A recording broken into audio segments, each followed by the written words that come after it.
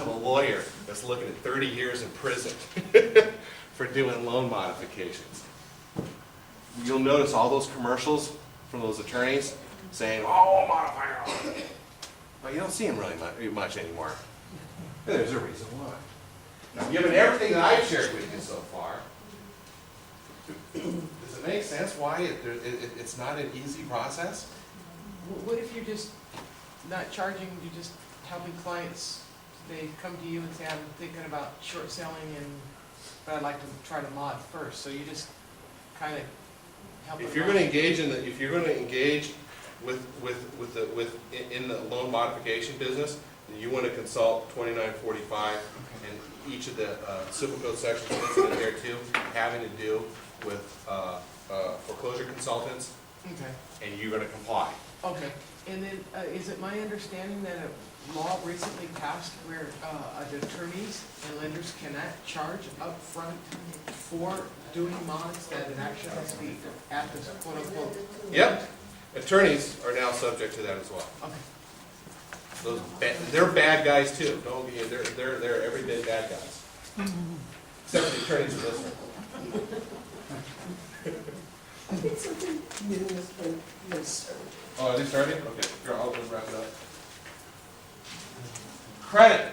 Just real quick, credit. Should you be talking about credit with your clients? There's something called CROA, the Credit Repair Organization Act. I'm going to share this with you real quick. Don't use credit as a carrot to attract your client into a short sale. Don't go there. You may be subjecting yourself to the application of the Credit Repair Organization Act. Statutory damages, statutory attorney's fees, it's consumer protection. If you're using credit as the carrot to induce your client into a short sale or loan modification, then the credit becomes the subject of the transaction as opposed to the incident there too. And if you go there, CROA applies. If you read the language of any consumer protection statute, is to be liberally construed, very liberally construed, and narrow construction of consumer protection statutes are disfavored by the courts. They're not going to like it. They're not going to go with your narrow construction to circumvent the application of it to you. They're liberally construed. Don't use credit as the carrot. Why? Think about it this way. Bad credit is the symptom of financial distress. If you get control, command and control over your finances, credit will ultimately take care of itself.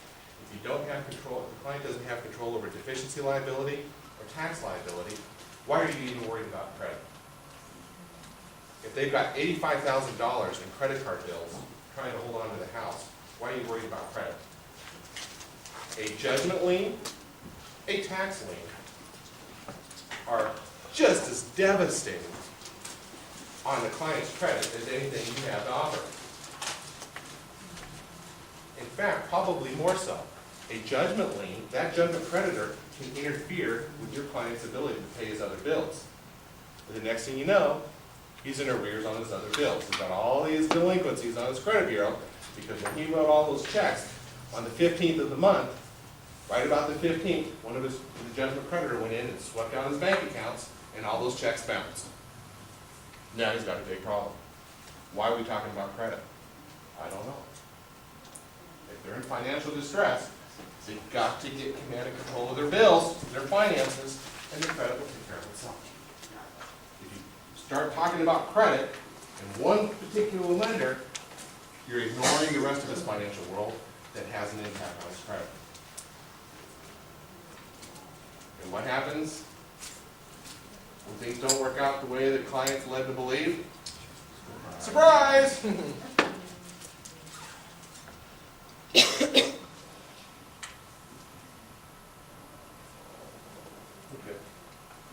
Yeah. You guys see that commercial? I love that commercial. Love that commercial. Don't sell the easy button. Don't go there. Given everything I've shared with you so far, does the easy button exist? No. No. Is a short sale appropriate for everyone? No, hardly anyone. the only person it's gonna be appropriate for is where you get the lender to work with you. They're willing to give you everything you're looking for in writing, and they're willing to sign it. What if the lender's not willing to sign it? You got a big goose egg. But you gotta take the risk of financial disclosure in hopes to get that agreement, that's the key. Whose decision is that? Well, you hope it would be better if it was the other way around, but it's the seller's. Whose decision is that? Seller's. Sellers. Seller's decision. If you make the decision for the seller, what did you just buy? Surprise. Surprise! Paper. And what, how do clients react to surprise? Surprise. Very disfavorable. Right? I mean, I'm going to tell you right now, because because the playing field in the short sale,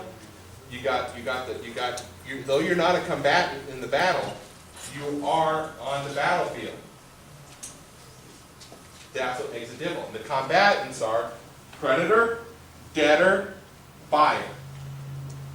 You got to keep your eye on all three. You take your eye off of any of the three, bad things happen. Because they're not friendly.